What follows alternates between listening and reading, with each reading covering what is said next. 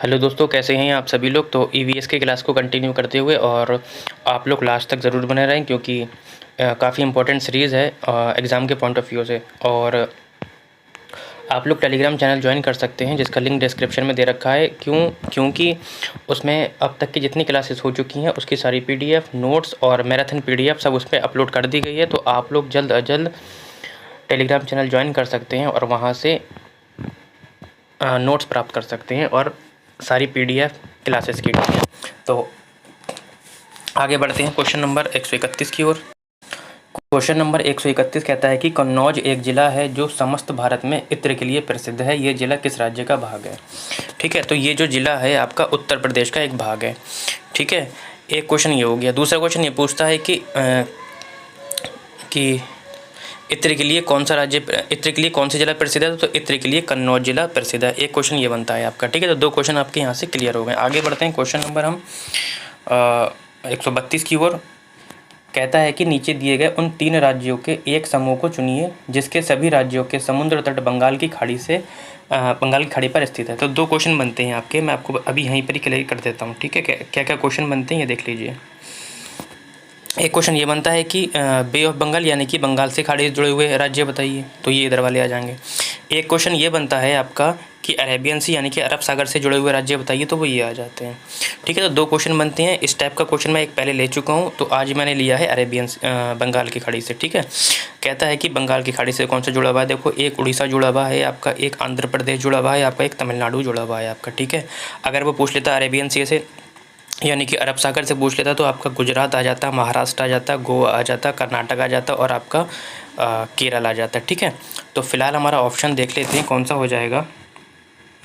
Option हमारा दिखा रहा है कि उड़ीसा, आंध्र प्रदेश और तमिलनाडु। ठीक है, आगे बढ़ते हैं क्वेश्चन नंबर हम 133 की ओर, जो कहता है कि क्वेश्चन नंबर 133, हमारे देश में एक ऐसा राज्य है जहाँ के लोग नारियल और टेपियोका को अपने घर के आंगन में उगाते हैं और इन दोनों का उपयोग करके अपना स्वादिष्ट भोजन तैयार करते हैं। ये राज्य कहाँ का है?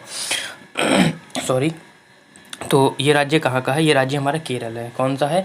केरल है। तो यहाँ पर क्या होता है कि अपने आंगन में क्या करते हैं, ये नारियल और टेपियोका को उगाते हैं। ठीक है, आगे बढ़ते हैं। अच्छा क्वेश्चन है, कई बार ले चुका हूँ मैं। कहते हैं चांगबा आदिवासी लोग हैं जो पर्वतों पर रहते हैं। बिल्कुल, ये बड़े तिकोनी आकृति के टेंटों का उपयोग करने के लिए रहने के लिए करते हैं जो उन्हें अत्यधिक ठंड से बचाते हैं। ये टेंटों का डिज़ाइन है। देखो, ये जो टेंट है इसको क्या बोलते हैं? ठीक है, ये क्वेश्चन बन सकता है। तो इसे हम बटा बोलते हैं रेबो। क्या बोलते हैं?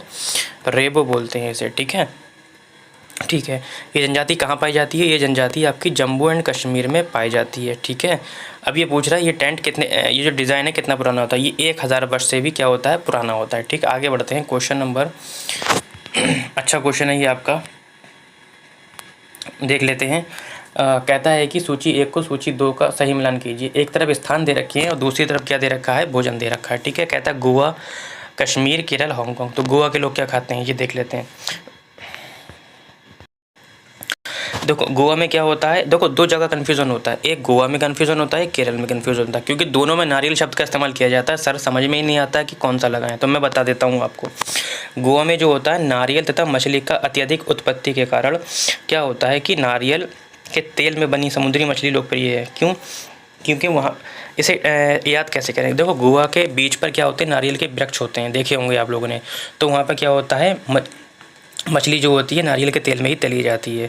ठीक है, तो इस तरीके से याद करेंगे। लेकिन केरल में जो होता है, उबले हुए टेपियोका को नारियल का उपयोग करके, यहाँ पे तेल का इस्तेमाल नहीं किया जाता, यहाँ पे नारियल का उपयोग करके बनाई गई किसी भी करी के साथ भोजन करना लोकप्रिय है ना। तो इस तरीके से आप करेंगे। अच्छा, जम्मू कश्मीर में सरसों के तेल में, ये ठीक है, तो जम्मू कश्मीर में सरसों के तेल में पकाई गई मछली होती है। और हांगकांग में क्या होता है, पका हुआ सांप या उसका सूप लोकप्रिय होता है। ठीक है, देखो नारियल कहाँ जाएगा? नारियल के तेल में बनी समुद्री मछली, ऑप्शन नंबर आ गया ये वाला। ठीक है, कश्मीर में सरसों के तेल की बनी मछली यानी कि ये आ गया। केरल में करी के साथ उबला हुआ टेपियोका और हांगकांग में पकाया हुआ सांप, यानी कि किस में मिलता है आपका 4, 5, 3, 2, ऑप्शन नंबर 4 में मिलता है। ठीक है, आगे बढ़ते हैं क्वेश्चन नंबर 136 की ओर।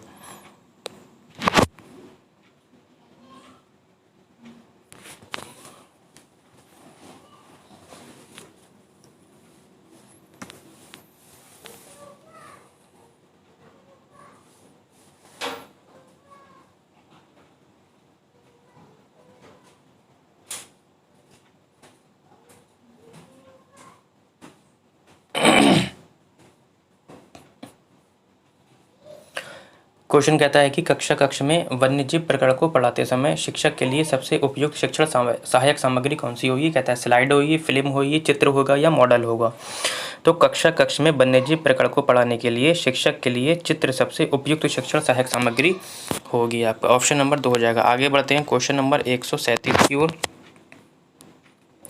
कहता है कि कक्ष में किसी प्रकरण को पढ़ाते समय आप देखते हैं कि कोई शिक्षार्थी पढ़ने में रुचि नहीं ले रहा है, तो आप ऐसी स्थिति में क्या करेंगे। तो जब भी इस तरीके का क्वेश्चन आएगा तो आप बच्चों को ना ही तो पनिशमेंट करेंगे, ना ही आप उसे बेत मारेंगे, ना ही कक्षा के बाहर करेंगे, ना ही उनसे कहेंगे खेलने चले जाओ, ना ही उनसे कहेंगे कि आप हाइट डाउन करके लेट जाओ, और ना ही आप उनसे ये कहेंगे कि आप कोने में खड़े हो जाओ, हाथ करके ऊपर खड़े हो जाओ, कान पकड़ लो। ठीक है, ऐसा आप कुछ भी नहीं कहेंगे। और ना ही आप बच्चों से ये कहेंगे कि सब्जेक्ट बदल दीजिए या शिक्षण बदल दीजिए, ऐसा कुछ नहीं करना है। ठीक है, अब ऑप्शन पढ़ लेते हैं। कहता है कि उस प्रकरण को बदलकर तुरंत दूसरा प्रकरण, नहीं, इसको हमें नहीं बदलना है कि अब तक वो उसमें भी रुचि ना लें। बच्चों को बाहर मैदान में खेलने के लिए ले जाएंगे तो फिर पढ़ाएंगे कब। आप बच्चों से कहेंगे कि डेस्क पर सिर रखकर सो जाओ, भैया बच्चा रुचि नहीं ले रहा है तो शिक्षण तो करना ही पड़ेगा ना, हर वक्त डेस्क पर थोड़े रख रहेंगे। फिर कहता है कि आप पाठ को रोचक बनाने के लिए बहुआयामी बहुबुद्धि पर आधारित दृश्य श्रव्य सामग्री को क्या करेंगे, प्रयोग करेंगे। ठीक है, आगे बढ़ते हैं क्वेश्चन नंबर 138 की ओर। और 138 क्वेश्चन अच्छा है हमारा। कहता है कि जल प्रकरण पढ़ाते समय एक शिक्षक शिक्षार्थियों से निम्नलिखित प्रश्न पूछता है। क्या शरीर में जल है, क्या फूलों में जल है, क्या पौधों में जल है, क्या ज़मीन पर जल है। फिर कहता है कि शिक्षक शिक्षार्थियों में निम्नलिखित कौशल विकसित करने का प्रयास कर रहा है। कह रहा है कौन सा कौशल विकसित कर रहा है वो। कहता है कि वर्गीकरण कर रहा है, संवेगात्मक कर रहा है, चिंतन या अवलोकन कर रहा है। ठीक है, देखो क्या कर रहा है वो कर रहा है आपका चिंतन कौशल। क्या कर रहा है, चिंतन कौशल का माना जाए। क्यों, क्योंकि वाक्यों में जल की उपस्थिति से संबंधित चर्चा की गई है ना, और इनमें जल है ही नहीं, यानी कि जल दिखाई ही नहीं देता है, लेकिन बल्कि उसकी अनुभूति की जा रही है, यानी कि बच्चे केवल उसकी अनुभूति कर रहे हैं। तो ऐसे में तथ्यों का केवल क्या किया जा सकता है, चिंतन ही किया जा सकता है ना। तो ऑप्शन नंबर आपका क्या हो जाएगा, दूसरा हो जाएगा 139 की ओर, जो कि आज के सेशन का सेकंड लास्ट क्वेश्चन। सूक्ष्म शिक्षण से संबंधित वाक्य कौन सा नहीं है, ये ध्यान रखना है। कह रहा नहीं है। कहता है इस प्रणाली में साधारण कक्षा शिक्षण की जटिलताओं को कम कर दिया जाता है, एक समय में एक कौशल के प्रशिक्षण पर ही बल दिया जाता है, अभ्यास की प्रक्रिया पर अधिक नियंत्रण रखा जाता है या अनावश्यक समय व्यतीत किया जाता है। देखो सूक्ष्म शिक्षण क्या होता है। सूक्ष्म शिक्षण प्रणाली में शिक्षण की जटिलताओं को कम करने एवं व्यापक स्तर पर कौशल के प्रशिक्षण पर विशेष बल दिया जाता है। कम से कम समय में व्यापक एवं प्रभावी शिक्षण को बहुरूपी आयाम देना ही सूक्ष्म शिक्षण का प्राय माना जाता है। ठीक है, तो इस प्रणाली में साधारण कक्षा की जटिलता को कम किया जाता है, ये ऑप्शन आपका ठीक है। एक समय में एक कौशल प्रशिक्षण पर ही बल दिया जाता है, ये वाला भी ऑप्शन ठीक है। अभ्यास की प्रक्रिया पर अधिक नियंत्रण रखा जाता है, ये भी ठीक है। लेकिन हमसे पूछा कौन सा नहीं है, तो कहता है अनावश्यक समय व्यतीत किया जाता है। बेटा अनावश्यक समय व्यतीत नहीं किया जाता है, आवश्यक समय व्यतीत किया जाता है, इसलिए ये वाला ऑप्शन गलत हो जाएगा। फिलहाल ये आपके ऑप्शन नहीं होंगे। आज के सेशन का लास्ट क्वेश्चन, और कमेंट सेक्शन में ज़रूर बताएं कि आपको क्वेश्चन कैसे लगे। ठीक है, इसका एक टैग वर्ड मैं पहले भी बता चुका हूँ, फिर बताता हूँ कि अगर क्वेश्चन कभी भी मानचित्र से आए। कहता है कि पर्यावरण शिक्षण के दौरान मानचित्र पढ़ाने के लिए आवश्यक कौशल में शामिल है। तो जब भी आपका क्वेश्चन मानचित्र से आएगा तो आप टैग वर्ड क्या याद रखेंगे, दिशा, दूरी, है ना, और आपका स्थान। इस चीज़ से रिलेटेड आपका ऑप्शन जो भी देखे आप लगा दीजिए। कहता है स्थान, दूरी और दिशाओं की सापेक्ष स्थिति को समझने की योग्यता।